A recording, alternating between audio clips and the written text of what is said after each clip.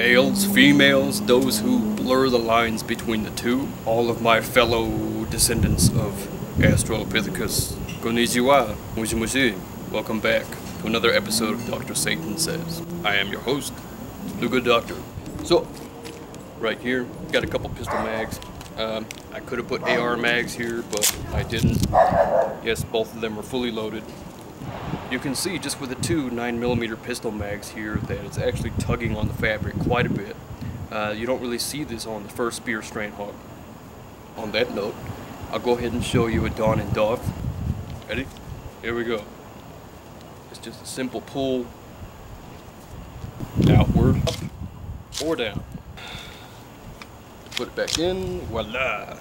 You don't even have to pull up on the tab here. I mean, it slides back in, you get a definitive click, you know it's in, you're good to go. Bam. Just like that. Alright, motherfuckers! Just like in my first video, I have a boron carbide plate in the front, one in the back, and I have steel plates in the sides. So there is a considerable amount of weight on this carrier right now.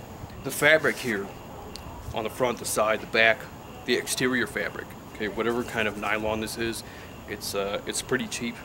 I wouldn't even call it 500 denier nylon, much less anything above that. It's easy to get it to run. I don't know if you can see here, but there's a run right here. Okay, I highly doubt you would get that kind of same issue on the actual first spear Strandhogg, but TMC, thank you China, please, please, please, please, for the love of the sun, or Joe Pesci, or whatever the fuck you pray to. How can I reinforce this?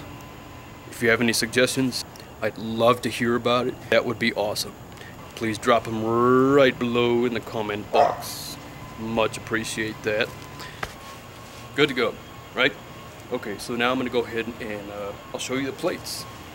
Show you how to stick them in and pull them out. If you know the birds and the bees.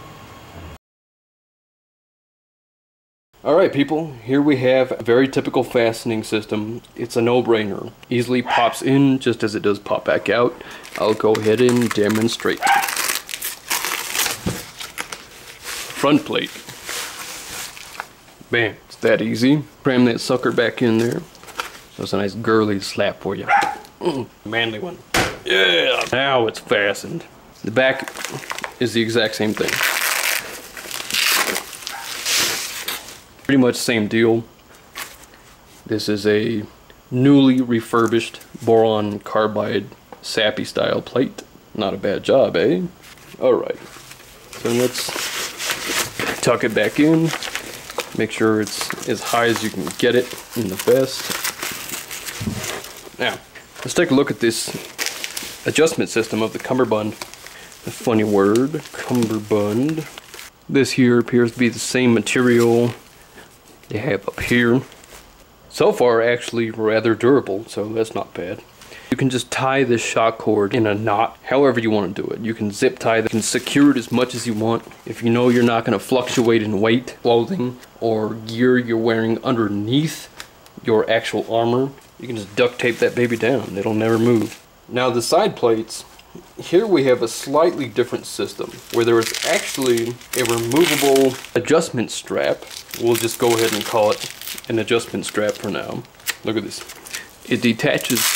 It has both male and female Velcro on there. So this TMC Strandhogg accommodates the side armor plates rather well, if anybody was wondering. Purchased this from Caddy Armor. That's Caddy Armor's eBay website. They sell AR 500 steel plates. Anti-spalling coat. I don't know how well it works. I haven't shot it yet. I'm sure I will soon. This doesn't exactly look like it would be large enough to fully accommodate a 6x8.